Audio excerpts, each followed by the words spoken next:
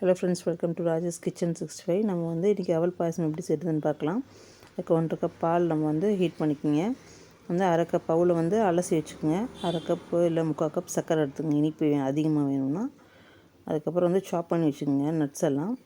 உங்களுக்கு என்ன நட்ஸ் வேணுமோ சாப் பண்ணி வச்சுட்டு அதை 1 ஸ்பூன் நெய் போட்டு இந்த பாதாம் முந்திரி வந்து நம்ம சாப் பண்ணி வச்சுக்கோம், அதை ஃப்ரை பண்ணிவிட்டு அதுலேயே வந்து இந்த அலசி வச்ச அவளையும் போட்டு ஃப்ரை பண்ணிக்கோங்க. ஃப்ரை பண்ணிட்டு அந்த பால் நல்லா கொதி வந்துடும். வந்ததுக்கப்புறம் நம்ம தட்டி வச்சுருக்க வந்து ஏலக்காய் 3 ஏலக்காய் இருக்கா, தட்டி வச்ச ஏலக்காவை போட்டு நம்ம வந்து ஃப்ரை பண்ணி வச்சுருக்க அந்த நட்ஸையும் அந்த அவளையும் போட்டு நல்லா கிண்டி விடுங்க. அதுக்கப்புறம் நம்ம வந்து சுகர் ஆட் பண்ணணும். ஒரு 1/2 கப் போட்டுன்னு கரெக்டாக இருக்கும். 3/4 கப் போட்டிங்கன்னா இனிப்பு கொஞ்சம் நல்லா அதிகமாகவே இருக்கும்.